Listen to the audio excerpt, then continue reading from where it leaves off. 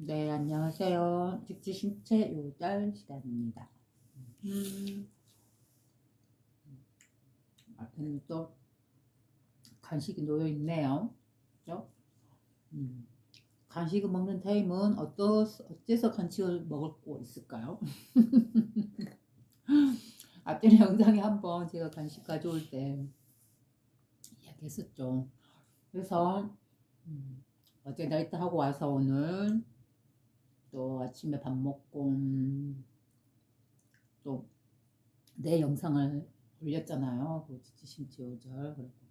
봤더니 3시간이 넘었던가 그러더라고요. 어이구, 하고 주구장창 그냥 앉아서 그냥 구시렁구시렁 했구나. 이제 그리고 이제 또 영상이 지가 알아서 용량이 다 찬 건지 어쩌간지 딱 끊어져서 그래. 그러면 이제 그때 딱 봤더니 그래 봤더니 4시, 5시 정도 돼가더라고요. 그래서 그래. 그러면 5시 넘었으니까 밥이나 좀 챙겨 먹을까 하고 이제 또 밥 좀 챙겨 먹고 밥 먹으려고 보면 이제 요즘에 주로 반찬이 김치예요. 그래서 예전에는 뭐 애기들 이렇게 챙겨서 먹이고 그러다 보니까 하기 싫어도 먹지라도 해가지고 그래고 반찬이든 국이든 준비하고 같이 먹고 그러는데 지금은 이제 거의 혼자서 먹다시피만 해. 그럴 시간이 많다 보니까 반찬 하기도 귀찮고 막 옆에서 막 밥 해주라 반찬 해주라 막 그런 상황도 없고 그래서 그냥 간단하게 있는 김치 그 김장김치에다 주로 먹어요 집에서. 게다가 이제 그 밥 먹고 나서 이제 좀 배도 부르고 7시 8시 돼가니까 조금 쉴까 말까 또 욕심이 또 유혹이 또 살살 올라왔죠. 그래서 그래 또 이 간식을 사러 가자. 그러니까 간식 사고 와서 또 나한테 또 먹으라고 해주면서 또 혼자 또이 직지심치 요들 또 못한 것도 부지런히 해야지 하고 이제 그러고 이렇게 앉았습니다. 이거 들고. 음. 그래요. 몸의 건강을 생각해서 아까 밥 먹기 전에 김치만 먹으니까 물론 김치도 너무 맛있어. 다른 어떤 반찬보다도 진짜 김치가 최고인 것 같아요. 그래서 제가 즐겨 듣는 유튜브에서 그 말씀 들어보면 그죠? 맨날 이 말씀 하시죠. 한 번씩 가놓거든. 뭐 특별한 반찬이 없어도 김치 하나만 있어도 그걸 갖다가 이게 오물오물 이렇게 깊게 먹으면 맛이 진짜 맛있다. 막 이런 말 하잖아요. 그래서 저도 요즘에 지금 그런 상황이네요. 그걸 본따서 하고 싶어서 그런 건 아닌데 여러모로 그냥 귀찮고 하기 싫고 해달라는 사람도 없고 그러니까 김치에다가 그냥 밥만 먹는데 맛있어요 진짜로. 그래서 아까 밥 먹으려고 하면서 반찬도 없는데 건강에 좋다는 두부나 좀 사갖고 왔고 김치랑 같이 먹어볼까 하고 생각을 일으켰다가 아유 귀찮다 하고 그냥 밥 먹자 하고 밥 해가지고 밥 먹고 그래서 근데 이건 또 사갖고 왔네요. 이거 좀 먹으면서 나에게 좀 이 즐거움을 선사해 주면서 또 이제 부지런히 하자. 게으름 부리지 말고 또 하자 하고 이제 이렇게 먹여주고 있어. 그래서 직지심지어도 또 앞전에 8번째 종자 그에서 이야기하다가 영상이 끊겼죠. 이 핸드폰도 인공지능인 것 같아. 지가 알아서 적당한 시기에 딱 끊어주고 그죠. 뭐 봤더니 3시간이 넘었더라고. 그래서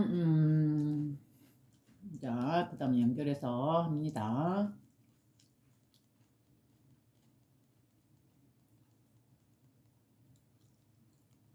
그래서 이제 한자 부분은 그냥 넘어가고 한글 부분만 바로바로 읽어보는 걸로 해봅시다. 자, 여기서 나오네요. 제 8쪽 불타 난제존자라는 분의 뭐 여기서 이렇게 위에 글자 위에 그 해차에 보면 호공의 이치를 알면 진여를 통달하리라 뭐 이렇게 써놓으셨네요. 스님께서. 그거 이제 밑에 보면 제가 읽고 하는 거죠. 자, 한자가 먼저 나왔고 이제 한글로 나왔습니다. 부모가 나의 친한 사람이 아니다. 그죠? 누가 가장 친한 사람인가? 와, 그래요. 음,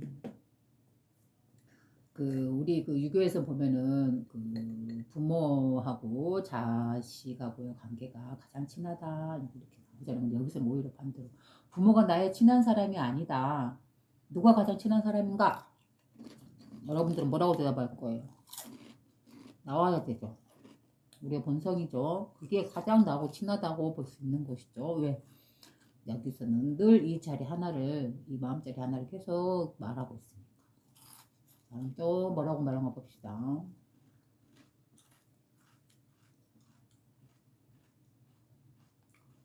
눈먼 거북이와 다리를 저는 자라니라. 그래요. 이 본성자리를 또 저렇게 표현했네요. 눈먼 거북이와 다리를 저는 자라니라. 그래서 눈먼 거북이다. 보기는 보되 볼 수 없다는 거죠. 그죠? 우리가 무언가를 볼 때 상을 갖고 보잖아요. 우리는 우리 개념 때 이런 걸 개입시켜서 그 대상을 보잖아요. 그죠? 근데 눈먼 거북이래요.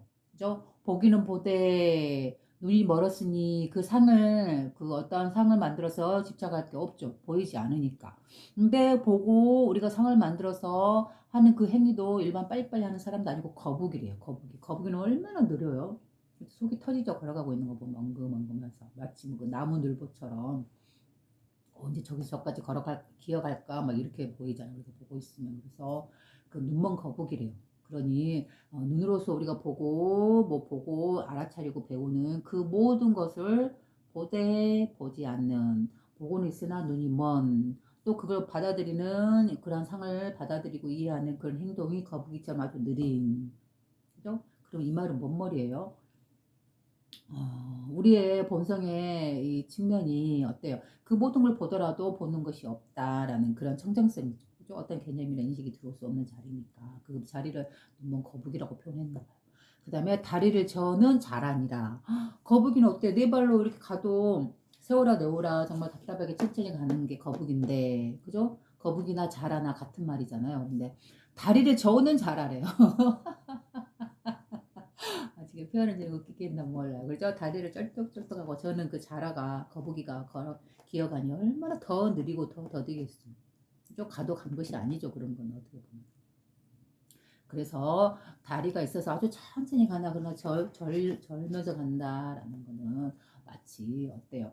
우리가 어떤 지식이나 어떤 배움이나 뭐 그런 것들에 대해서 빨리빨리 습득하고 내 걸로 빨리빨리 캐치해서 이해했다 이거 알아차리고 그 무언가를 지죠. 근데 그런 게 비하면 어때요? 눈먼 거북이와 다리를 저는 자라 이런 거는 어때요? 그 행위가 있어서 알아차리고 받아들이고 어떤 상을 갖는 그 행위에 있어서 어때요? 그 기능 자체가 뭐 어떻게 보면 마비되고 작동이 되지 않는 그죠? 마치 우리가 그 설을 배울 때는 어떠한 대답도 할 수 없고 어떠한 아른말이도 낼 수 없는 그 무엇도 잡을 수 없는 그죠? 꽉 막히고 답답하고 그러나 그 무엇도 잡을 수 없는 말할 수도 없는 그 자리 그 자리를 표현하는 느낌이네요 이 언어가 그죠? 그래서 이 말을 한 다음에 영리한 사람이 이 도리를 알아듣는다면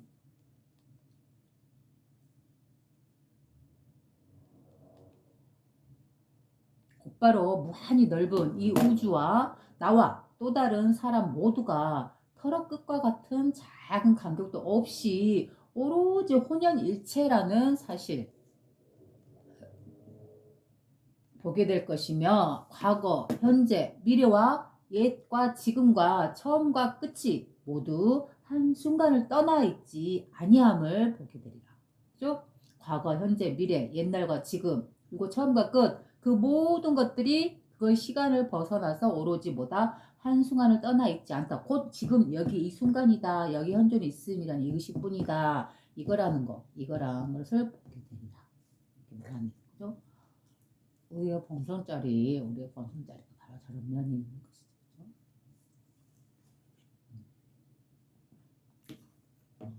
지금 여기라는 이 순수의식, 이 의식에서 보면 어때요? 이 의식이 그대로 이 안에서 생로병사를 거치는 그 과거 물질 세계는 미래라는 것도 펼쳐 있고 그 과거라는 것도 펼쳐져 있고, 그죠?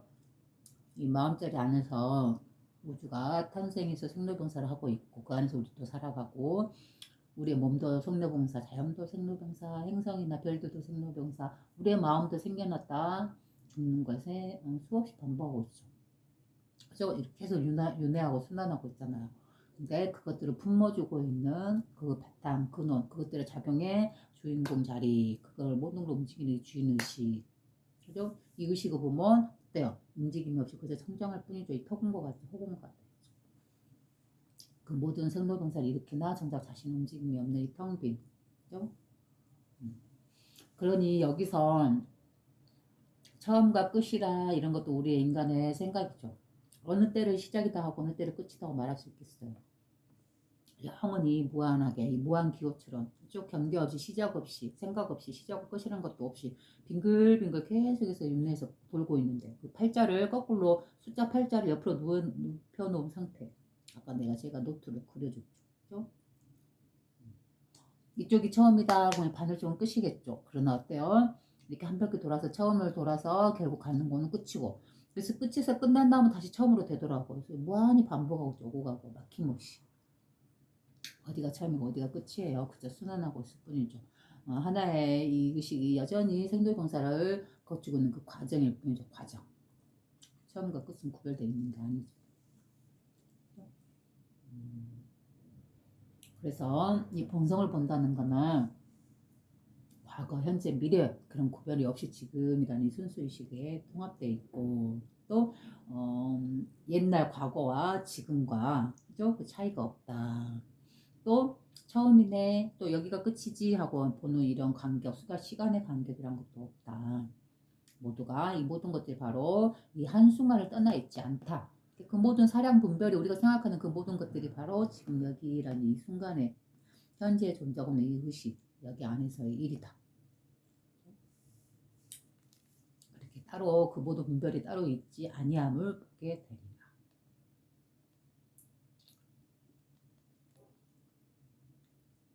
하는 말이죠. 바로 이 말이 불탄한 제 존자가 한 말이 되제 8조. 그죠? 또 뭐라고 말이 나오네요. 자, 그 다음은 이제 그 다음 회차로 넘어갑니다. 이번에는 제 10조 협존자가 또 이 마음자리에 대해서 말을 해주고 있네요.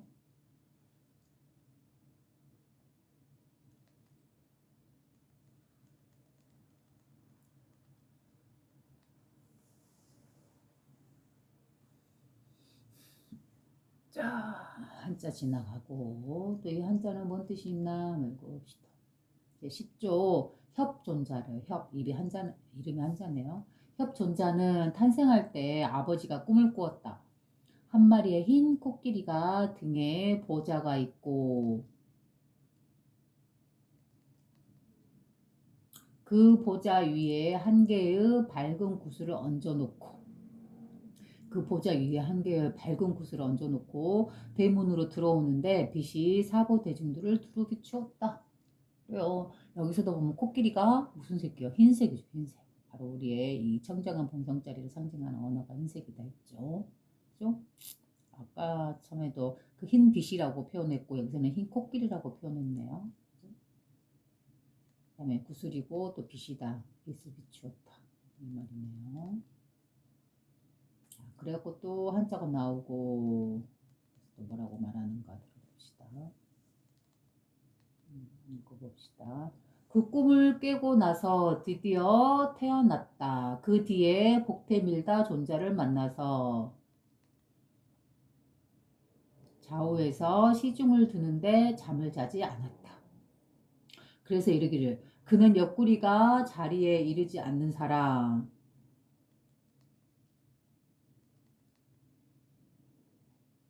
이라고 하여 이름을 협존자라고 하였다. 옆구리가 자리에 이르지 않는다. 옆구리가 자리에 이르지 않는다. 지금 옆으로 눕지 않는다. 뭐 이런 뜻인가요, 이 말이? 모르겠네요. 화씨국, 화씨라는 나라, 화씨, 꽃화자에 그 성씨 씨자네요.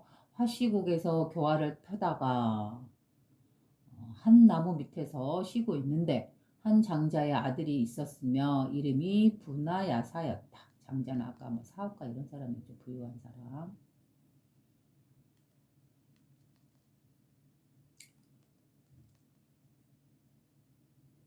그가 합장하고 장자가 합장하고 그 협존자한테 묻기를 앞에 서기에 그 장자가 합장하고 앞에 서기에 협존자가 물었다. 그대는 어디서 왔는가?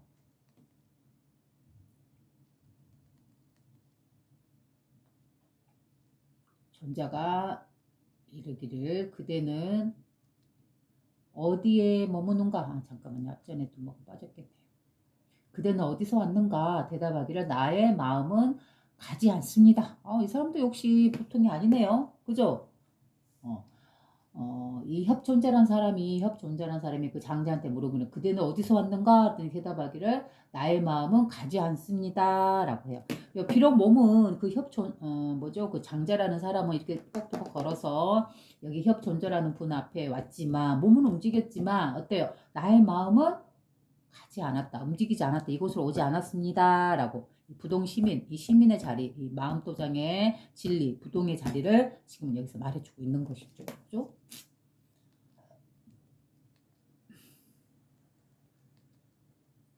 존자가 이러기를 그러면 그대는 어디에 머무는가? 그랬더니 답하기를 나의 마음은 머물지 않습니다. 오, 역시 물어보는 스님도 선적인 이 진리를 드러내는 질문이고 또 거기에 대한 대답도 역시 이 진리를 드러내는 선적인 질문인 것이죠. 그죠? 그래서 존자가 이르기를 그대는 어디에 머무는가 하고 물어봤더니 답하기를 나의 마음은 머물지 않습니다. 바로 무주죠, 무주. 그죠? 어디에도 머무르지 않는다. 그 어떤 것도 취하고 집착하는 바가 없다. 그 못 하나 지는 바가 없다. 그죠? 어떤 생각에도 머물러 있지 않는다. 무주. 그래서 존자가 이르기를 그대는 어디에 머무냐? 그랬더니 답하기를 나의 마음은 머문 곳이 없습니다. 머물지 않습니다. 그 무주라고 청정한 자리. 그죠? 그 무엇도 잡을 것도 없고 붙잡을 것도 없고 어느 것에 집착해서 머무를 것도 없는 그죠? 그 못 하나 질 것 없는 이 청정한 자리. 답하기를 나의 마음은 머물지 않습니다. 어느 곳에 머문 것도 없습니다. 그래서 다시 존자가 또 다시 물었대요. 그대는 정에 있지 않는가? 정해 있지 않는가? 그랬더니 그러자 답하기를 모든 부처님도 또한 그렇습니다. 그래요. 여기서 그대는 정해 있지 않은가? 이 정자가 무슨 의미인지 잘 모르겠어. 한자를 안 봐서. 그죠? 그러자 답하기를 모든 부처님 또한 그렇습니다. 정해 있다. 정해 있지 않는가라는 질문이 한자를 봐야 되는데. 그죠? 이 앞쪽에 한자가 어떻게 나왔을까요?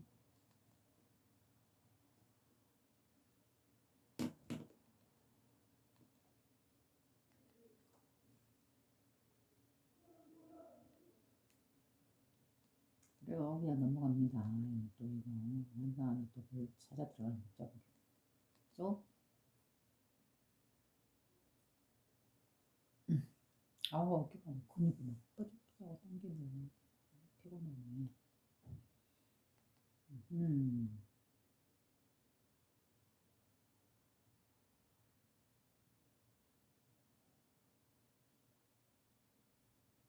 여기서는 뭐 정해져 있단 말은 그런 말은 없는 것 같고 존자왈려하죠. 왈 아심비지. 나의 마음은 멈추어 있지 않다. 아까 그 무주를 말하는 거고, 그죠? 만일비 멈출지. 존자왈려 부정냐 왈제불.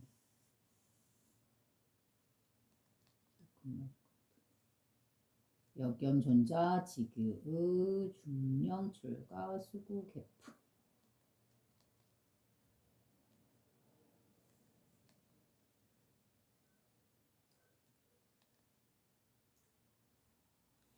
존자가 이래 그대는 어디 머무는가 답하기를 나 마음은 머물지 않습니다.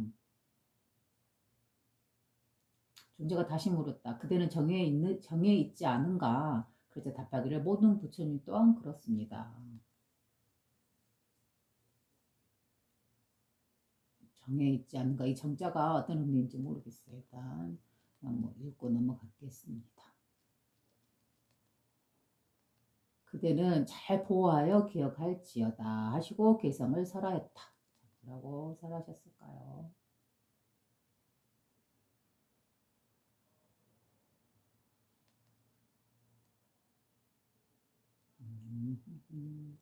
이러면서 끝나고 이제 다음 회차로 들어갑니다.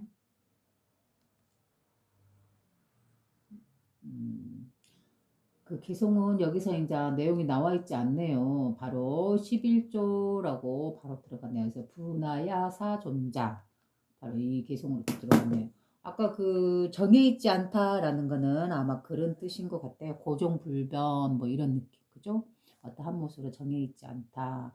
아직 한자가 어떤 정자로 썼는지는 못 찾았어요. 여기 내용에서. 그래서 어떤 의도인지는 정확하지는 모르겠지만 그때는 정해 있지 않는가 고정돼 있고 결정돼 있고 움직임 없이 늘상 같은 그런 느낌이에요. 그런 정해 있지 않는가 하더니 아까 뭐라 그랬죠? 모든 부처님들이 머무는 법에 정해 있지 않음에 있다. 뭐 이렇게 말했잖아요. 이게 언제나 움직이고 있는 늘 변화하고 있는 어떤 한 모습을 딱 갖추고 있지 않은 부동 그런 정적인 어떤 상이라든가 어떤 그런 것에 머물러 있지 않다. 뭐 이런 느낌인 것 같긴 한데 정확한 거는 이제 한자를 하나하나 해독하고 그러면서 알 수 있겠죠. 근데 지금은 그런 시간이 아니고 그런 상황이 아니다 했죠. 하나하나 할 수 있는.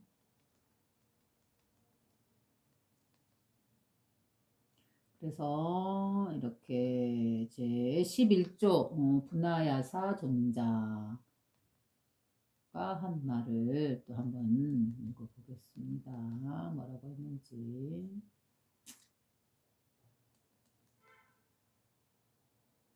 마명이 이르기를 마명대사 뭐 마명 이름 많이 들어봤죠. 마명. 그 뭐죠? 대승기실론을 쓴 사람이 마명이잖아요. 그래서 그 이름인 것 같아요. 마명이 이르기를 그대가 부처를 알고자 하나 알지 못하는 것이 그것이니라.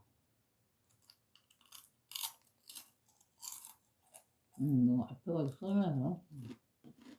음.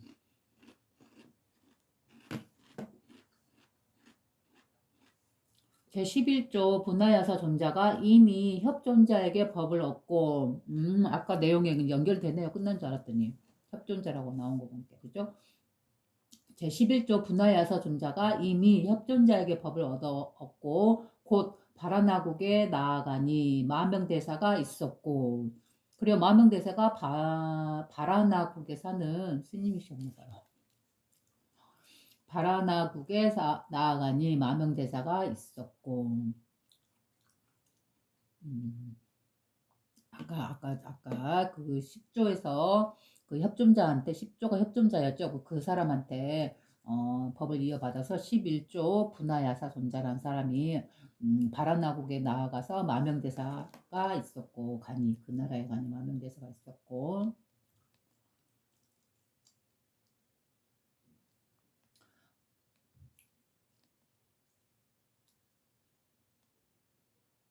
마명대사가 있었고 그 존자를 영접하여 예배하고 물었다.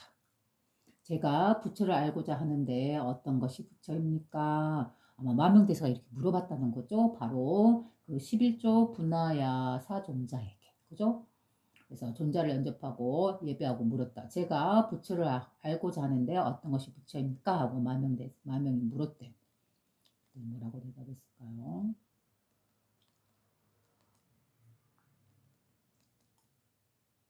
마명이 마명이 이르기를 마명이 이르기를 그대가 부처를 알고자 하나 알지 못하는 것이 그것이라네. 이거 말이 좀 웃기네요. 그죠? 오케이. 분하야사 존자가 11조 분하야사 존자가 이미 협존자에게 법을 얻었고 고 바라나국에 나아가니 마명대사가 있었고 여기 해석 자체가 좀 앞뒤가 좀 이상하죠. 그죠? 연결이. 그 존자를 영접하여 예배하고 물었다. 존자를 영접했다는 건 바로 11조 분하야사 존자를 영접했다 이 말이죠. 그래서 제가 부처를 알고자 하는데 어떤 것이 부처입니까? 하고 물었대요. 그러면 마명대사라는 사람이 존자한테 물었겠지. 설마 존자가 마명대사한테 물었을까요? 그건 아니죠. 그죠? 그래서 어쨌든 누가 됐든 존자가 됐든 마명대사가 됐든 자 중요한 거는 제가 부처를 알고자 하는데 어떤 것이 부처입니까? 하고 이렇게 물었다는 거죠.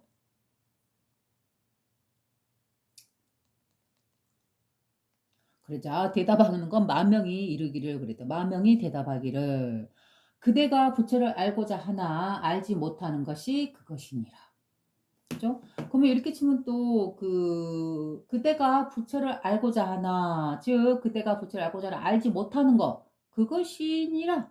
그리고 알지 못해서 제가 부처를 모릅니다. 그러니 저에게 부처란 무엇인지 가르쳐 주십시오. 저는 부처를 모르겠습니다. 하고 이 모른다고 알고 있는 의식 바로 이것이 바로 부처니라라고 하죠. 바로 그것이니라. 그 내가 부처를 알고자 하나 알지 못한다는 것이 그것이니라. 이렇게 말하고 있죠. 그래서 내가 알고 있다, 모르고 있다 하고 이렇게 분별하는 그 의식이라기보다는 지금은 알았다, 지금은 모른다 하고, 그죠? 예전까지는 몰랐는데 내가 알게 되었다 하고, 그죠? 알고 모름을 이렇게 보고 있는 그 뒤에 배경에 첫 번째 순수 의식이죠, 그죠? 그리고 물어보고 모른다 하고 물어보는 의식, 또 알았다 하고 알고 있다는 의식, 그죠? 바로 이것이 그거다, 부처다. 우리의 본성자리 첫 번째 의식이다. 그 말이죠. 그다가 부처를 알고자 하나 알지 못하는 것이 바로 그것이니라. 부처를 이미 알지 못한다면 어찌 그것을 알 수 있습니까? 하고 물어보니까 이미 부처를 알지 못한다면 어찌 그것이 아닌 줄을 아는가? 하고 다시 물어보네요. 그죠? 이미 부처를 알지 못한다면 어찌 그것이 아닌 줄을 아는가? 그죠? 안다. 이제는 알게 됐다. 예전에는 몰랐다. 하고 몰랐다 하고 모른다고 알고 있는 그 의식과 이제는 배워서 알았다. 알고 있다 하고 있는 알고 있다 하는 의식과. 그죠? 이 의식, 이 순수 의식, 그죠? 알아차리고 있는 의식, 이것이 바로 부처다. 본성이다. 찾고자 하는 그것이다.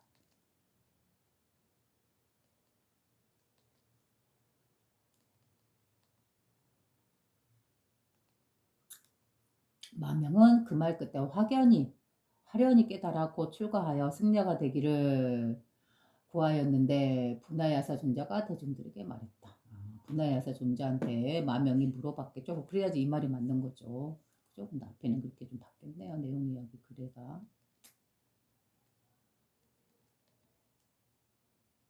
이 대사는 이 대사는 옛날 그러니까 마명 대사를 말하는 것 같죠. 그죠? 이 대사는 옛날 비사리국의 왕이었는데, 그래 마명이란 사람이 우리가 그 아는 그 불교의 마명 스님이라는 사람, 그죠? 그래서 이 대사는 옛날 비사리국의 왕이었대요. 그 나라에 한 종류의 사람들이 말과 같이 벗고 살았는데, 그 나라의 한 종류의 사람들이 말과 같이 벗고 살았대요. 벗고 살았는데 마명대사가 신통력으로 분신하여 몸을 나투어서 누에가 되었으며 그들이 옷을 입을 수 있었다. 이건 좀 신통방통한 이야기네요. 그래? 그죠? 누에. 마명대사가 신통력으로 몸을 나투어서 나누어 쪼개서 누에가 됐대. 누에. 꿈틀꿈틀 그 기어가는 누에 있잖아요. 누에가 되었으며 그들이 옷을 입을 수 있었다.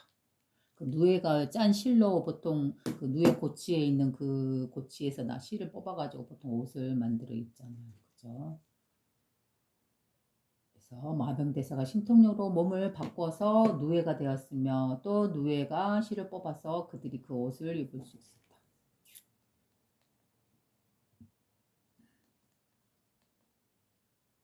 그래서 이름을 마명이라고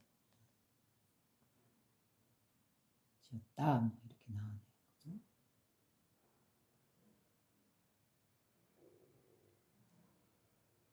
그 뒤에 다시 중인도에 태어나니 그 말과 사람들이 모두 감격하여 슬피 울었다. 마치 그거 같네요. 그 부처님이 부처를 이루기 전에 전생에서 왜 여러 가지 공덕을 쌓은 그런 이야기 있잖아요. 그런 내용이네요. 일종의 마명대사가. 그래서 그 뒤에 다시 중인도에 태어나니 말과 사람들이 모두 감격하여 슬피 울었다. 그죠? 이렇게 마명대사가 누에로 태어나서 자신의 몸을 헌신해서 사람들이 옷을 지어주게 만들었다. 라고 그런 덕행이 있는 뒤로 말과 사람들이 모두 감격하여 슬피 울었다. 그 뒤에 다시 인도에 태어나니 마명대사가 이런 말이에요.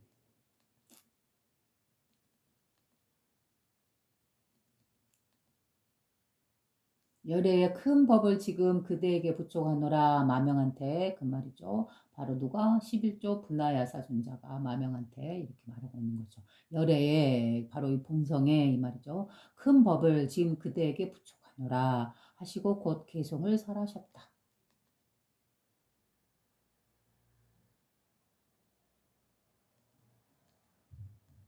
그래요. 이제 다음 회차에 나오려나 보네요. 그 계속 내용. 그죠?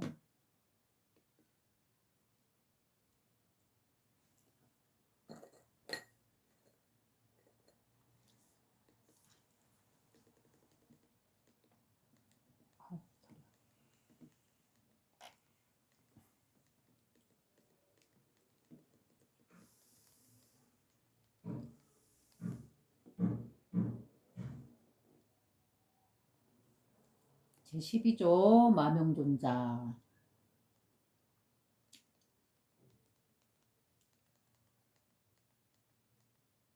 그래, 그 개송은 안 나고 12조 마명존자와 관련된 내용이 나오네요.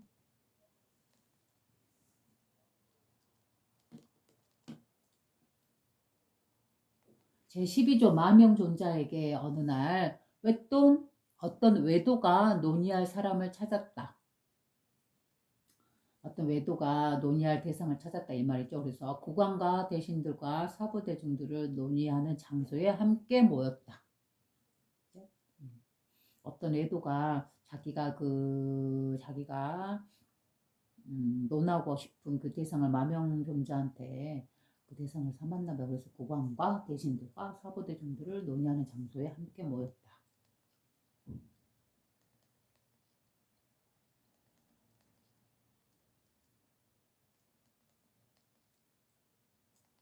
마명존자가 이르기를 그대의 뜻은 무엇으로서 종을 삼는가? 그래요. 이렇게 논하고 싶은 그 사람을 보고 찾아온 사람 보고 말한 거죠. 마명존자가 이르기를 그대의 뜻은 무엇으로서 종을 삼는가? 가장 으뜸으로 삼느냐? 네가 말하고자 하는 그 법에 가장 으뜸되는 그것이 무엇이냐? 너는 무엇을 말하고 있느냐? 이 말이죠. 그죠? 바로 그 핵심되는 거, 가장 으뜸이라는 가장 최상의 그 진리라는 것이 무엇이냐? 그러자 뭐라고 말할까요?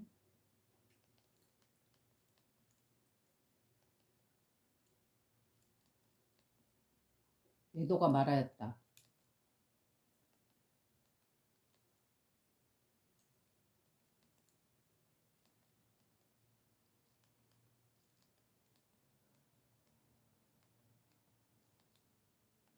무릇 모든 언설을 내가 능히 깨뜨립니다. 외도가 말했다. 이렇게 말했다죠.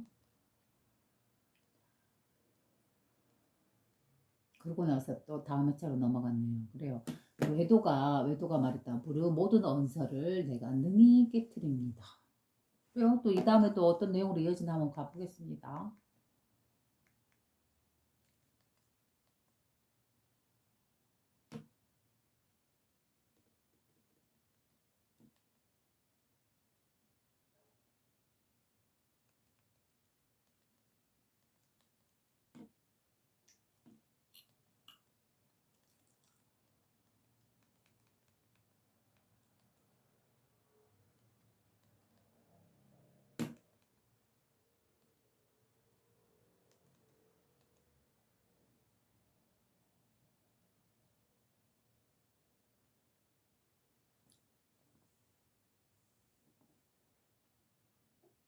숨기도 하고 나타나기도 하는 것은 본래의 법이며 밝고 어둠도 원래 둘이 아니다. 여기는 또 다른 내용으로 가네요. 연결돼서 나오는 게 아니고 이거는 13조의 가비마라 존자의 말이네요. 그죠? 숨기도 하고 나타나기도 하는 것은 본래의 법이며 밝고 어둠도 원래 둘이 아니다. 그래서 여기서 숨기도 하고 나타나기도 하는 것은 본래의 법이며 그래요. 이 현상계의 이 모습이 이 자연이 그대로 법에 드러남이라고 했잖아요. 그래서 법이 숨은 거는 뭐예요? 바로 이 드러나지 않는 우리 정신과 마음과 같은 이 텅 빈 이 허공에 그죠? 근원의 바탕에 바로 이 자리가 숨어 있죠. 드러난 게 아니죠. 그죠? 어디 있는지도 모르고 잡을 수도 없죠. 그죠? 바로 그래서 숨어 있다라고 하는 거고 드러나 있지 않다라고 하는 거고 그다음에 나타나기도 한다라는 거 뭐예요? 바로 이 법의 작용이 드러나 있는 이 세계죠. 이 우주죠.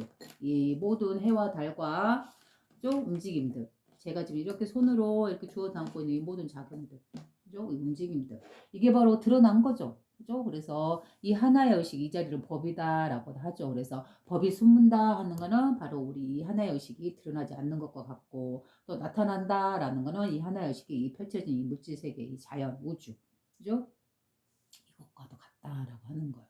그죠? 그래서 숨기도 하고 나타나기도 하는 것은 본래의 법이며 법의 성품이며, 그다음에 밝고 어둠도 원래 둘이 아니다. 그죠? 이건 상대적으로 서로 의존해서 나온다 했죠. 밝음 이렇게 환한 빛이 비추고 있는 거, 이거를 밝다라고 우리가 하나로 이름 지어서 딱 만들어 놓으면, 개념 지어 놓으면 그 반대로 어둡고 캄캄하고 이런 건 또 그 반대 개념으로서 어둡다라고 분별이 되는 거죠. 그죠? 밝음이 있기 때문에 어둠이, 그 반대적인 모습이 어둠이다라고 서로 이렇게 상대적으로 의존해서 밝음과 어둠이 생겨나는 것이죠. 그죠?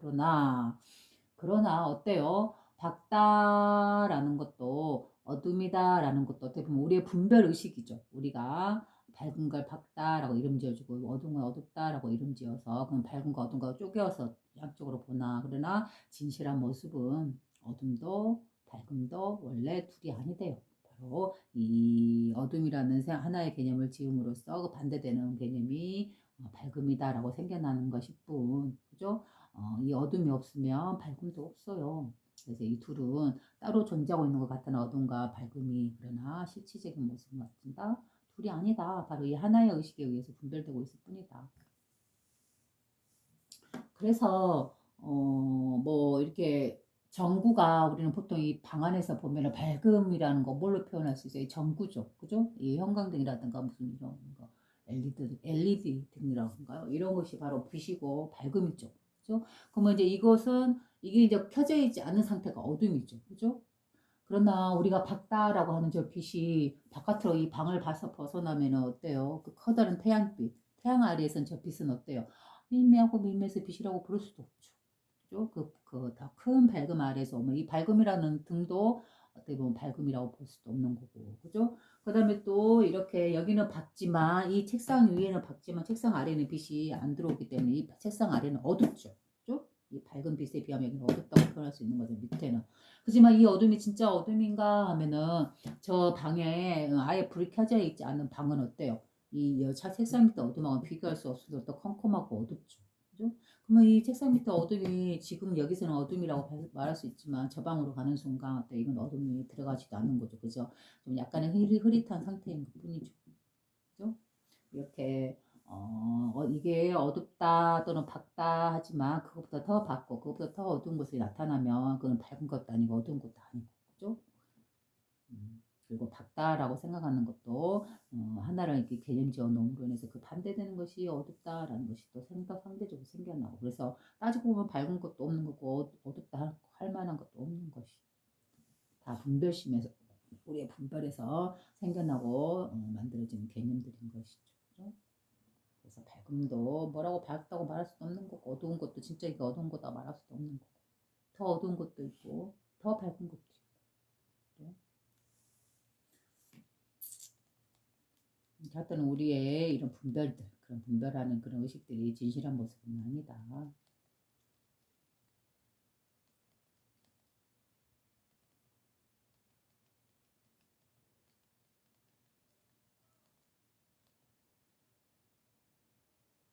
그래서 제13조 바로 가비마라 존자는 만명존자에게 법을 얻고, 그죠? 만명존자의 이제 후대인가 봐요. 이 법을 이은 가비마라 존자가 13대가 됐네요. 그래서 13조 가비마라 존자는 만명존자에게 법을 얻고 교화를 펴다가 서인도에 이르니, 그 나라의 산중에서 북쪽으로 심리에 큰 나무가 있었는데 나무 그늘이 500마리의 큰 용을 덮을 수 있었으며. 그래, 여기서 큰 나무, 그리고 그 나무의 그늘이 500마리의 큰 용을 덮을 수 있었다 그래요. 그래서 제가 앞전에 영상에서 그랬죠. 용, 나무, 이건 무엇을 상징한다고 그랬어요? 온 우주를 굴리고 있는 하나의 의식이죠. 이 자리를 용이네, 나무네라고 표현한다 했잖아요. 그죠? 그래서 그 나무가 얼마나 컸으면 그 나무 그늘 아래 500마리, 용이 한두 마리도 아니고 500마리 용을 덮을 수 있을 정도의 큰 나무래요. 바로 이 온 우주를 굴리고 이 하나의 의식을 나무다라고 표현한 거고, 그 나무 아래 500마리 용이라는 건 뭐예요? 그 하나의 의식의 작용적인 측면, 움직이고 신령한 비를 내리고 하는 이런 용과 같은 그런 작용적인 측면, 그죠? 그걸 갖다가 또 나무요. 그다음 그 아래 작용이 용이다. 그죠? 우리 근원자리 하나의 의식이 큰 나무다라고 표현했고 그 하나의 의식이 작용하는 모습을 큰 용의 500마리 그런 모습으로 표현했네요. 그래서 기독교에서 보면 나그한마디 경전 같은 데 보면 천사라는 그런 언어가 많이 나오죠. 그래서 천사란 뭘까요? 여기서 보면 큰 나무죠. 하나의 근원자리 아버지 하나님 자리. 그죠? 이 하나의 의식 자리. 그 자리가 그 자리에서 파생된 다양한 이 하나의 의식의 작용적인 측면, 그죠? 그 작용적인 측면을 오로지 순수하게 하나의 성스러운 의식으로 표현할 때는 여성성으로서 성모 마리아다라고 하고, 그죠? 그리고 이 하나의 순수 의식이 모든 만물에 다 물질 세계의 모든 생명들에게 다 이렇게 작용하고 있잖아요. 그러면 어때? 단지 하나의 근원 의식이지만 하나의 아버지 의식이지만 이것이 잘게 그 물질 세계에 이렇게 쪼개서 그 모양대로 흩어지고 낱낱이 쪼개지면 어때요? 그 수를 헤아릴 수 없는 많은 천사의 수로서 말할 수도 있는 거죠. 그죠? 이 하나의 의식의 작용적인 측면이 바로 천사다라고 말을 했죠. 그죠? 그래서 모든 그 물질 세계들 이 하나의 의식을 만들어낸 그 창조에는 작용시키고 있는 그 모든 물질 세계 세계마다 이 하나의 의식이 들어가서 작용하고 있죠. 이 작용하고 있는 그 개체의 모든 수가 바로 그 많은 천사 무리의 수가 되는 것이고 그리고 여기에서는 뭐예요? 바로 500마리 용으로 그 천사를 여러 천사의 수만큼 500마리 용으로 서로 이렇게 개수를 늘려서 표현하고 있는 것이죠. 그죠? 마치 500마리 용과 그 다음에 기독교에서 그 수많은 수의 천사들 이런 거는 마치 뭐와 같아요. 그 불교에서 관세음보살을 보면 천개의 손과 천개의 눈이라고 하죠. 그죠? 그러한 수가 많은 그런 걸 보고 바로 여기서는 500마리 큰 용 또는 기독교에서는 많은 헤아릴 수 없는 천사의 뭐 이런 무리들 뭐 이런 말 많이 나오죠. 그죠?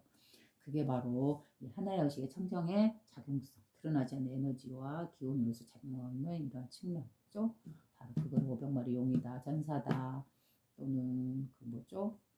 안에 비유했던 거, 그 다 관세음보살의 눈과 손이다, 뭐 이런 거, 그죠? 아주 천수천안이라고 천개의 손과 천개의 눈이다라고 하잖아요. 그러면 이 하나의 의식이 천개의 눈과 천개의 손을 가지고 있어서, 그죠? 무수한 개체 모든 생명들 하나하나에 다 그대로 개체로 작용하고 있는 거죠. 손과 눈으로서 보고 느끼고 필요하면 그들이 필요한 거에 응해서 이렇게 뭐잖아요. 손으로 도와줄 수 있는 건 손으로 도와준다. 막 이런 개념이죠. 그리고 이 천계눈이란 건 있지 않은 곳, 어디든 어느 곳이든 모든 생명이 있는 어느 곳이든 그죠? 보고 그 소리에 그들의 움직임에 반응해서 보살핀다. 바로 이 하나의 의식의 작용적인 측면이 관세음보살이죠. 그래서 500마리의 큰 용, 관세음보살의 눈과 손, 그다음에 수많은 무리의 천사들, 뭐 이런 것들이 바로 이 하나의 의식에 다수에 작용하고 있는 거예요. 여러 물질에 작용하고 있는 모습, 이런 거라고 표현한다라고 볼 수 있을 것 같아요. 그죠? 그 나무의 이름이 용수였으며, 오, 용화수의 그 용수네요. 그죠? 용용자에다 나무 숫자예요. 용수. 바로 제가 앞전에 영상에서 이야기했었죠. 육조했는 그 이야기에서던가. 바로 미륵 부처님은 어디 아래서 설법한다? 용화수 나무 아래에서. 그래서 용화수란, 그 신령스러운 용이, 그죠?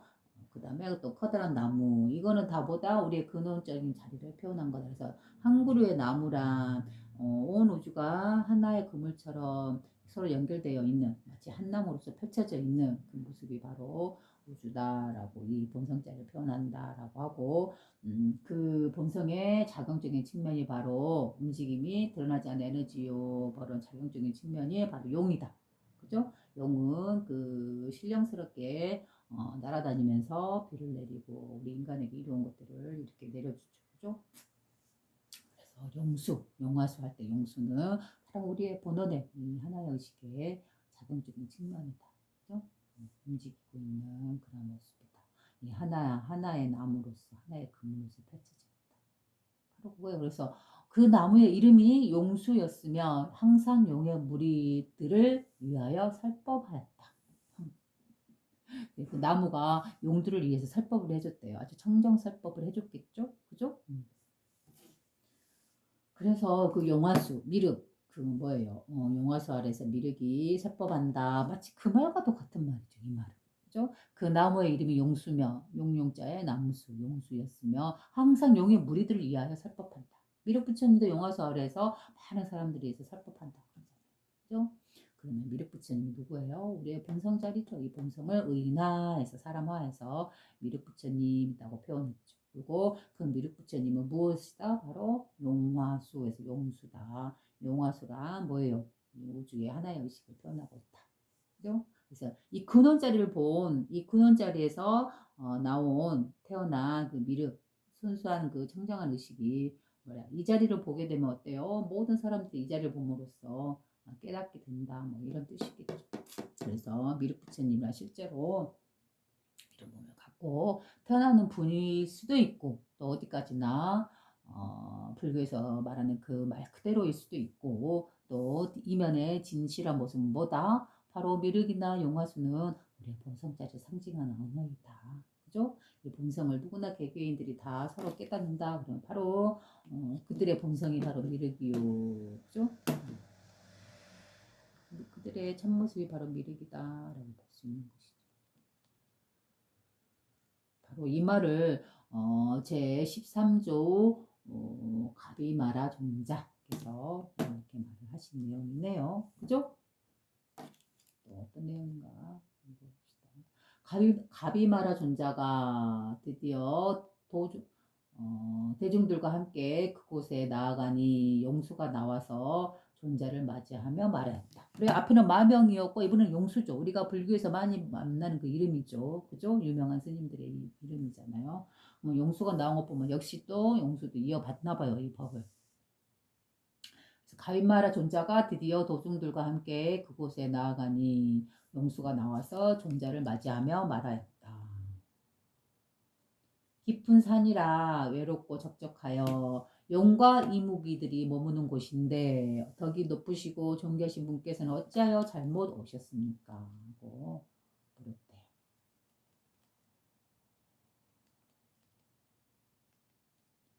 여기 와서 현자를 만나려고 한 것이요.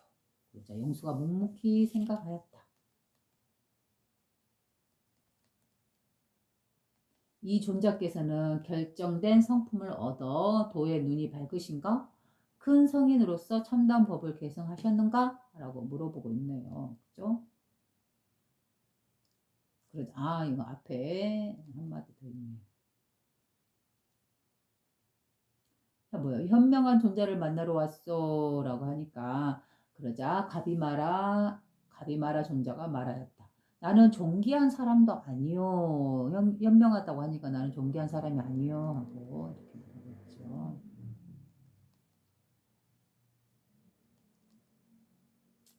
여기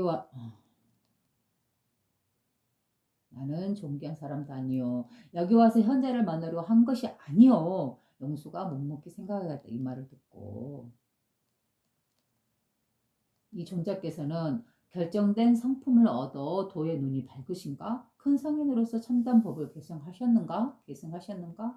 하고 물어보네요. 자기의 마음속의 말인가도 모르겠어요. 그러자 가비마라 존자가 말하였다. 직접 물어본 말이었네요. 그러자 가비마라 존자가 말하였다. 그대가 비록 마음으로 말하나 나는 이미 그 뜻을 알았으니 마음으로서 혼자 생각한 말이었네요. 그랬더니 그 용수의 그 생각을 마음으로서 읽고 가비마라 존자가 이렇게 말했대요. 그대가 비록 마음으로서 혼자서 생각하고 말하고 있으나 나는 이미 그 뜻을 알았으니. 그죠? 다만 출가할 것을 판단할지언정 어찌하여 내가 성인지 아닌지를 염려하시는가? 그래요. 마음에서 마음으로 전하듯이 그 사람의 마음이 바로 나의 마음과 서로 공유하고 서로 소통하고 있듯이 이 하나의 의식이 모든 사람들의 마음을 어때요? 그대로 통하고 있듯이 그래요. 이 하나의 마음을 쓰고 있으니 뭐예요? 가비마라 존자와 영수 존자가 서로 같은 이 마음 하나를 공유하고 쓰고 있으니 용수의 마음속을 가비마라 존자도 똑같은 마음을 서로 쓰고 있으니 바로 읽을 수 있겠죠. 바로 이러한 맥락, 이 내용이 그대로 나와 있는 경전이 어디가 있어요? 바로 하나님 사합밭 사함밭띠의 권청이라는 그 니까야 경전에 있죠. 그죠? 그래서 석가모니 부처님께서 이 자리 마음자리 본성을 보시고 내가 이 자리를 사람들에게 말해봤자 서 사람들이 이해는 할까? 오히려 나를 이협하고 이해하지 못하고 나에게 이협을 가하지 않을까 하고 나는 이 법을 설하지 말아야겠다 하고 마음속으로 먹을 때 누가 나타나? 이 마음을 바로 알아듣고 바로 듣고 바로 사함밭띠라는 하나님 존재가 나타나죠. 그 하나님이라는 게 바로 이 하나의 의식인 것이죠. 그죠? 그래서 석가모니도 이 하나의 의식, 이 마음 하나를 써서 그런 생각을 일으켰고 또 이 하나의 생각은 온 우주에 연결되어서 인드라만 그물처럼 연결돼서 전달된다 했잖아요. 그러니 이 하나의 의식인 하나님이라는 존재가 어떻게 이 말을 이 부처의 속마음을 모를 수가 있겠어요. 그래서 바로 그 마음을 일으킨 그 석가모니 앞에 바로 나타나서 그런 마음 먹지 말고 법을 설해 주십시오라고 권청하죠. 그게 하나님 사함밭대의 권청이죠. 그래서 석가모니께서 바로 그때 하신 말씀이 그거죠. 이제 불사의 문이 열렸다라고 말을 하고 선포를 하시죠. 바로 무생법인의 자리. 죽음이 없는 움직임이 없는 생겨남이 없는 이 자리. 우리의 본성 자리죠. 그래서 그런 내용하고 여기서 겹치면서 내용이 나오죠. 그죠?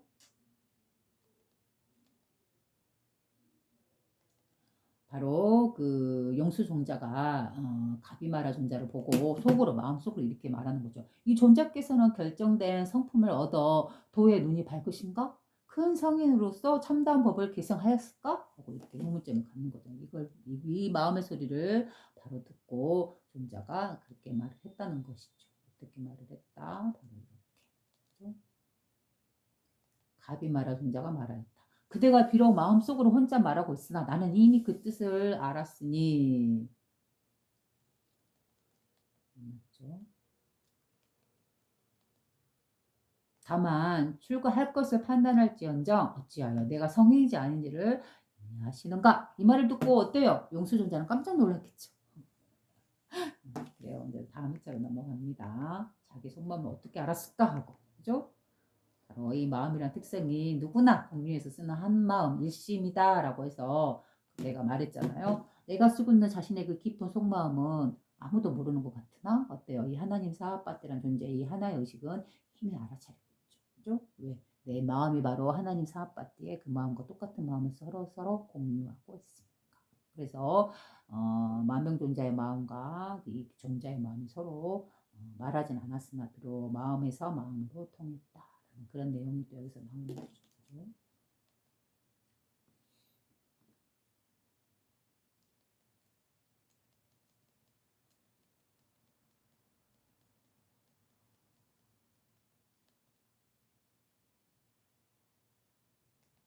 자, 그래서 이제 용수가 이제 드디어 법을 이어받아서 존자가 되었네요. 그래서 제 14조가 바로 용수 존자네요. 그래서 용수 존자가 가비마라 존자에게 법을 얻은 뒤에 남인도에 이르러, 그죠? 인도에서 그러네요. 용수존자의 묘한 법을 설하는 것을 듣고는 모두들 말하기를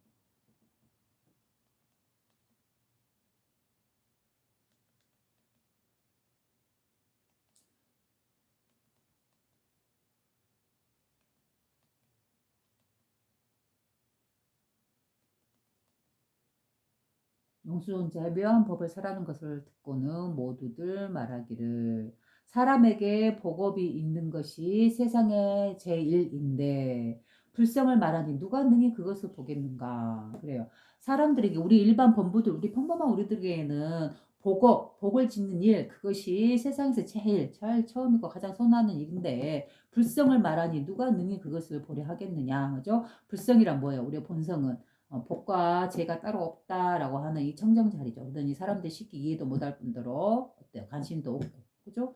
복이나 짓지라는 이런 마음이죠. 누가 불성을 굳이 보려고 하겠는가? 누가 능히 불성을 보겠는가 하고 말하고 있는 것이죠.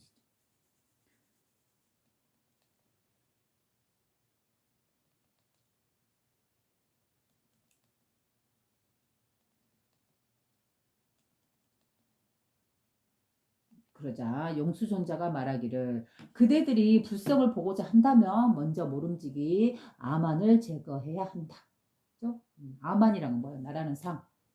나란히 인형, 나란히 6가지 감각이 갇혀 있는 나라는 이 껍질, 이 인형 껍질이 자신이다라는 이런 나라는 상에 대해서 제거해야 된대요.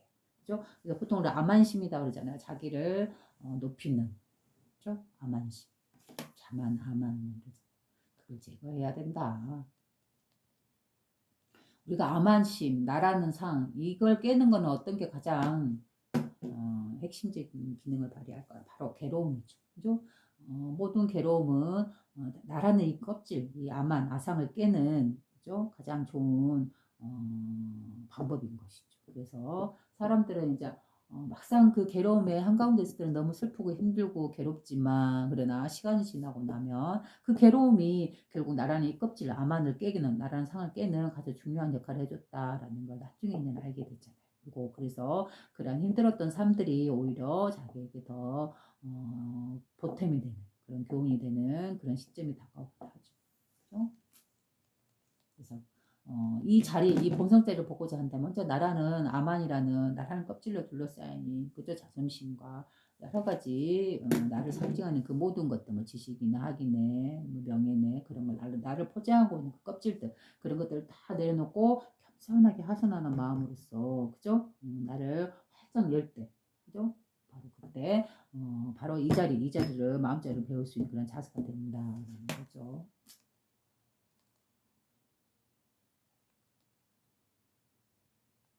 그리고 존자가 말하기를 불성이라는 것은 큰 것도 아니며 작은 것도 아니며 넓은 것도 아니며 좁은 것도 아니며 복도 아니며 과보도 죄업도 뭐 이런 것도 아니며 죽는 것도 아니며 태어나는 것도 아니다. 그래 우리 공성대들 말하고 있죠.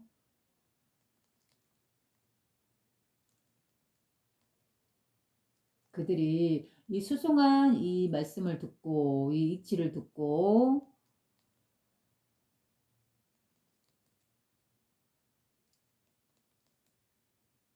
각기 모두 처음에 마음을 돌이키게 되었다. 처음의 마음이란 뭐예요? 자신의 본심, 본래 마음, 본래 성품, 바로 자신의 본성자리를 보게 되었다.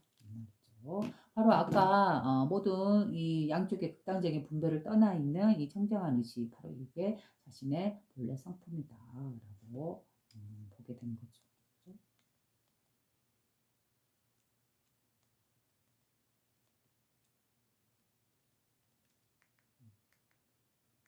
또 다음 차례 넘어가서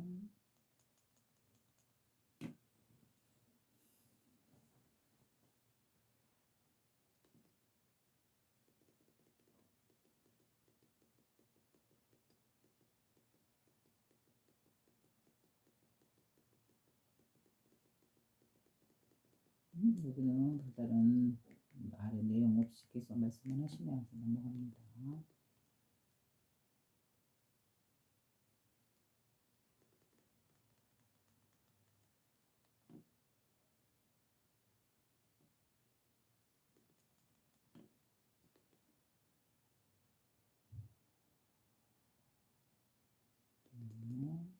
또 한자가 나오고 또한 그 풀이한 글이 있습니다.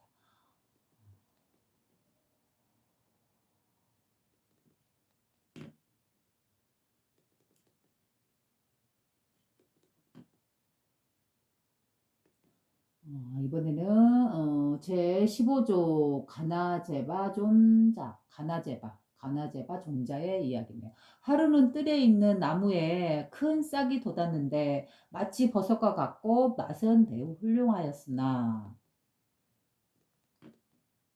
오직 장자와 둘째 아들 라우라다만 그것을 따서 먹었는데 따고 나면 곧 자라고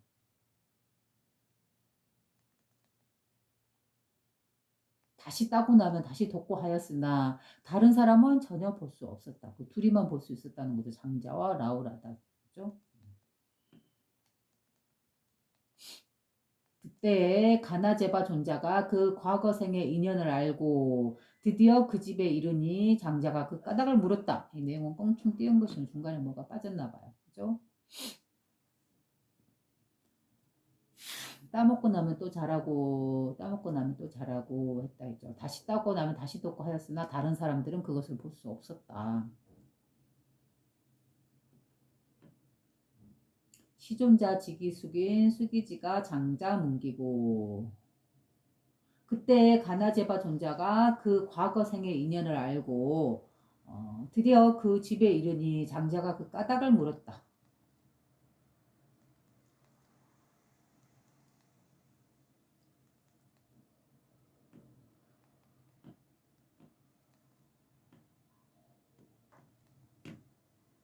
그 비구가 도안이 받지 못하여 신도의 시주만 헛되이 없앴기에. 그죠? 정성으로 공양하였기 때문에 그것을 얻어 먹을 수 있으며 다른 사람들은 그렇지 못한 것입니다. 가나제바 존자가 말하기를 그대의 집에서 옛날에 한 비구를 공양하였는데 이 말이 들어가야 되죠. 그 비구가 도안이 받지 못하여 신도의 시주만 헛되이 없앴기에 그 과부로 인해 나무 버섯이 되었으나 오직 그대와 그대의 둘째 아들이 정성으로 공양하였기 때문에 그것을 얻어 먹을 수 있으며 다른 사람들은 그렇지 못한 것입니다. 다시 물었다. 장자의 나이가 얼마나 되시는가? 답하였다. 79세입니다. 이에 개송을 하였다. 장자란 사람이 나이가 꽤 들었네요. 79세, 80이면. 그죠? 도에 들어와 이치를 통달하지 못하면 다시 태어나 신도의 사주를 갚아야 하나니. 그죠? 시주를 갚아야 하나니 신도의 시주를.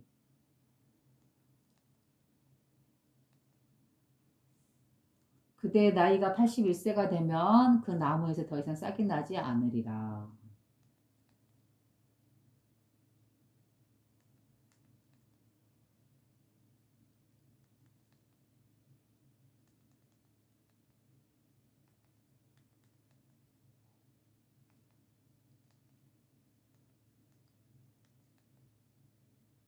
장자가 개성을 듣고는 더욱 탐복하였다.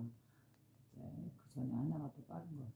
그대 나이가 81세가 되면 그 나무에서 더 이상 싹이 나지 않으리니 않으리라. 싹이 더 이상 나지 않으리라. 그때는 좀 깨닫나 보죠. 도안이 열리나 보죠. 81세가 되면.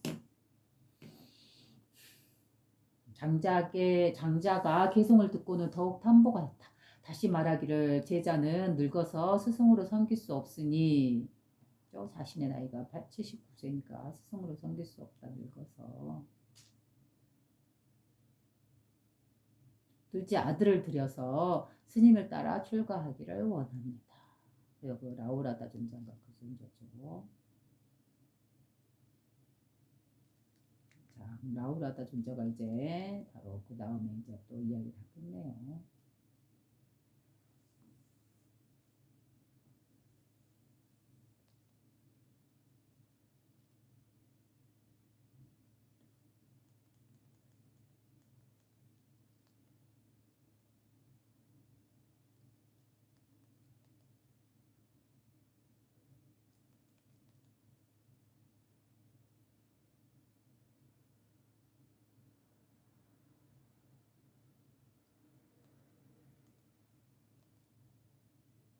그래, 자, 라우라다 존자의 가르침입니다. 법은 있다 없다 하는 상이 아니요. 내 외가 안과 밖이 없는데 어찌 일어남이 있는가. 그래요. 법은 이 진리는 하나의 의식은 있다 없다라는 그런 상이 아니다. 어떤 걸 취하는 게 아니다. 청정이다. 그렇죠? 안과 밖이 내 외가 안과 밖이 없는데 어찌 일어남이 있는가. 그래요. 나라는 그 의식 참된 자신 있음이라는 이 성품 하나. 그죠? 이거 하나만 있을 뿐 이거 하나가 나다라고 할 수도 없는 거죠. 밖에 무언가가 있어야지만 이 나, 밖에 대상 이렇게 분리가 되죠. 안과 밖이라는 분리가 되지만 어때요? 그저 있음이라는 이 의식 하나뿐인데 나라고 이름 붙일 수 없는 이 순수 의식 하나뿐이 통째로 이거 하나뿐인데 어찌 이 의식에서 상대 대상이 일어나서 일어남이 있다라고 볼 수 있는가? 둘을 쪼개서 이 대상과 나가 분리해서 볼 수 있느냐? 내 외가 안과 밖이 따로 없는데 어찌 일어남이라는 것이 있을 수 있느냐? 그죠? 아주 어떠한 움직임도 없는 이 무동의 자리를 말하고 있는 것이죠. 그죠? 이 하나의 의식의 자리. 모든 걸 통으로써 있으면 이 하나의 의식에 있는 움직임이 없는 청정한 의식에 있는 이 자리. 그죠? 이 자리를 라우라다 존자가 말하고 있네요.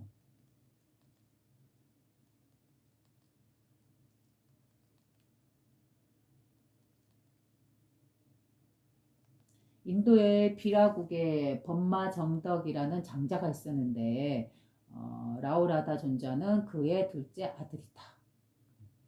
인도의 비라국의 법마정덕이라는 장자, 그래 장자의 아들이었죠. 둘째 아들. 라우라다 존재는 그의 둘째 아들이다. 아버지 법마정덕은 과거 생의 한 비구를 시봉하며 여러 가지 의식주를 제공하였으나 그 비구는 정진에 게을러 도안이 받지 못하였다. 그래요. 앞에 해차 이야기죠. 그래서 죽은 뒤에 그 시주의 은혜를 갚기 위하여 범바정덕의 집에 버섯으로 환생하게 되었다. 그러나 그 버섯을 볼 수 있는 사람은 스님에게 시주하는 것을 싫어하였으나 아버지와 라우라다만이 그 비구에게 정성을 다해 공양을 하였다.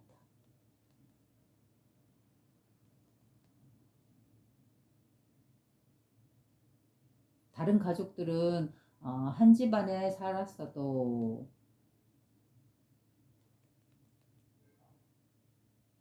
스님에게 시주하는 것을 싫어하였으나 아버지와 라우라다만이 그 비구에게 정성을 다해 공양을 하였다.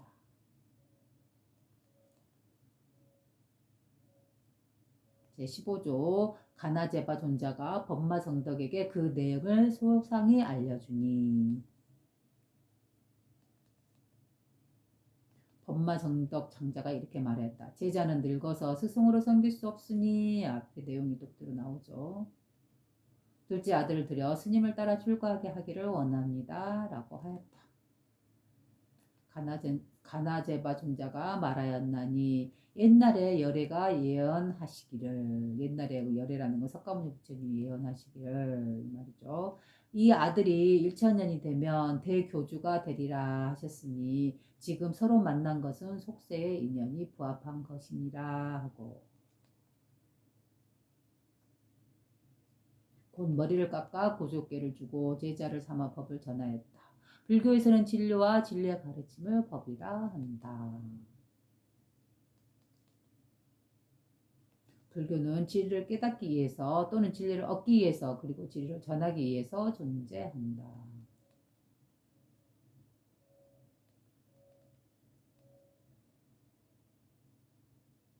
법이라고 하는 진리는 실로 깨달을 것도 얻을 것도 없다는 것이다.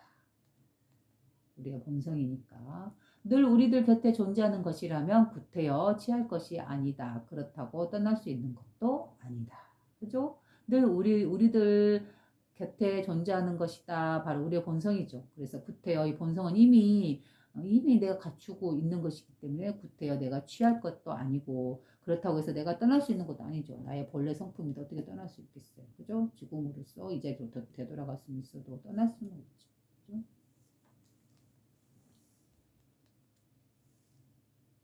취한다고 취해지고 떠난다고 해서 떠나지는 것이라면 그것은 이미 진리로서의 가치를 상실하였기 때문에 진리가 아니라는 것이다. 그래요. 진리라는 건 어때요?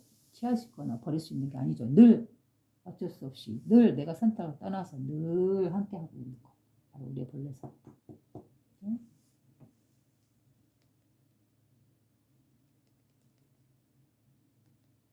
그리고 진리가 있다거나 없다는 두 가지 중에 어떤 모습을 가진 것은 더욱 아니기 때문에 그죠? 이 진리의 성품, 우리가 본래 성품은 있다 없다라고 표현할 수 없다. 정장성이다.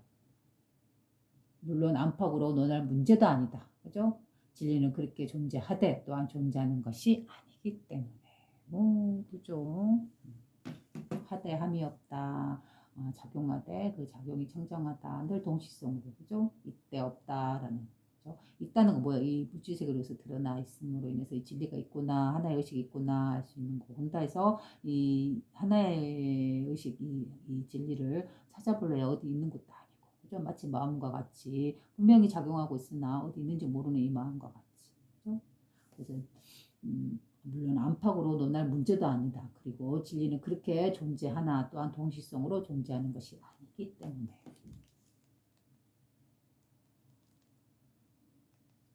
세상의 언어로는 그것을 표현하는 것에 한계가 있다. 그래서 진리는 말을 떠나 있고 생각으로 헤아리는 것을 떠난 것이라고 한다. 법은 실로 증득할 것이 없으니 얻을 것이 없으니 취할 것도 아니고 역시 떠날 것도 아니다. 그죠? 늘 청정 이거 하나뿐이지. 그죠?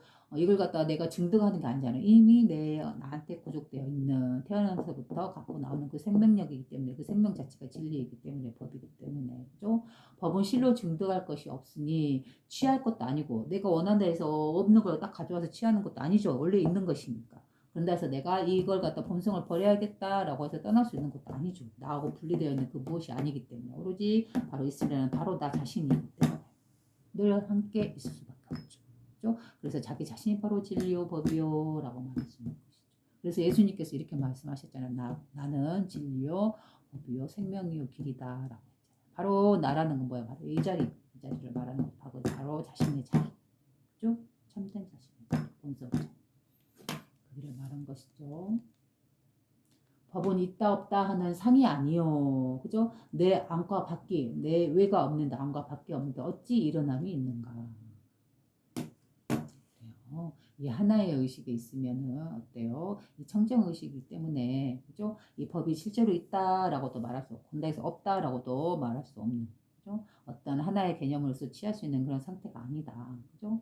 그리고 안과 밖에 없는데 어찌 일어남이 있는가. 그죠? 나라는 존재가 이렇게 안에 여기에 딱 존재하고 있고 밖에 저 대상들이 펼쳐진 것들이 일어난 것들이 나가 아닌 저 대상이다라고 보는 이런 게 아니다 그랬죠. 그죠? 이 안에 있는 나라는 이 있음이라는 이 의식, 주관적인 의식이 바로 그대로 이 펼쳐진 세계를 만들었고 그래서 펼쳐진 세계와 나가 안에서 보고 있는 나지 내가 의식하고 있는 이 대상이 서로 두 개가 아니다는 거죠. 쪼개진 게 아니죠. 상대가 서로 다른 게 아니죠. 바로 나가 이 대상으로서 드러나 있는 것이죠. 바로 이게 안과 밖이 하나로서 확 튀어서 그죠? 둘로 쪼개지지 않는 거죠. 오로지 하나로서 존재하고 있는 것이죠. 하나의 의식으로서. 그러니 안과 밖에 없는데 어찌 일어남이 있겠는가. 그죠? 나로서 이렇게 저 대상으로서 드러났다라고 이러한 움직임이 있다고 볼 수 있는가. 그죠? 오로지 있음이라는 이 의식, 나라고 말할 수도 없는 이 의식. 그죠? 이거에서 자체에서는 어때? 일어났다, 무엇이 일어났다, 작용했다, 나 아닌 저 대상이 태어났다, 드러났다, 우주세가 창조됐다. 이거 자체도 뭐 생각일 뿐이죠. 그죠?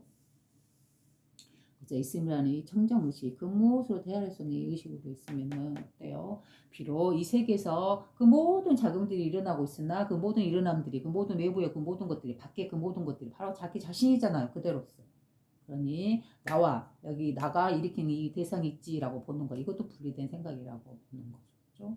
그죠? 이 의식과 드러난 세계는 어때요? 이 우주로서 펼쳐져 있다 했죠. 이 하나의 우주로서. 그죠? 그러니 우주 자신 바로 자기 스스로 있음이라는 이거 하나뿐인데 외부의 어떤 대상이 비교할 수 있는 이 나와 이 바깥의 대상이 다른 무언가가 있어야지만이 나와 저 대상이 있구나라고 이렇게 분리해서 볼 수 있지만은 그죠? 구별될 수 있는 대상이 없어요. 오로지 펼쳐진 우주 자체 이게 그대로 바로 자기 자신이에요. 그죠? 그래서 나야라고 이렇게 개별 지을 수 있는 그런 개념 자체가 없어요. 왜 대상이 없으니까. 그죠? 바로 이 의식에서 보면 모든 게 펼쳐지고 작용하고 있으나 모든 우주가 모든 생명들이 그죠? 그 안에 있는 우리들도 모든 생각이나 모든 감정들이 펼쳐지고 있으나 작용하고 있으나 생로병사하고 있으나 그러나 진실한 모습은 오로지 자기 자신이 드러나고 있는 거잖아요. 아니 자신이라는 건 어때요? 나라는 개념도 없죠. 그죠? 일어나고 있으나 작용하고 있으나 그러나 동시성으로서 어떤 일어남도 없는 그런 상태인 것이죠. 이 무의의 상태인 것이죠. 그죠? 안과 밖에 없는 오로지 하나의 통으로서의 의식이 이렇게 살아있고 움직이고 있는 것이죠. 그죠? 그러니 오로지 자신인데 내가 바깥의 물질을 작용시켜서 내가 창조했다. 이 개념도 어떻게 보면 어때요? 분리 개념이잖아요. 우리 인간의 의식으로서 때로서 설명하고 있는 언어인 것이지 오로지 있음이라는 이 순수의식 하나 이 자체라면 나야라는 그런 개념도 지울 수 없는 어떤 대상이 없기 때문에 나야라고 말할 수 없는 이 의식을 보면 어때요? 그저 이 모든 일들이 생로병사하면서 우주가 창조되고 우리의 몸도 태어나고 죽고 또 우리의 생각도 태어나고 죽고 수없이 그렇게 반복하고 있으나 어떤 일어남도 일어났다고 볼 수 없는 것이죠. 그저 있음이란 자기 자신일 뿐. 그죠? 이게 무생법인의 자리인 것이죠. 그 모든 일들이 일어나나 그러나 진정한 모습은 어떠한 일어남이 없는 상태, 통시성으로 일어나되 움직임이 없는 이 부동행.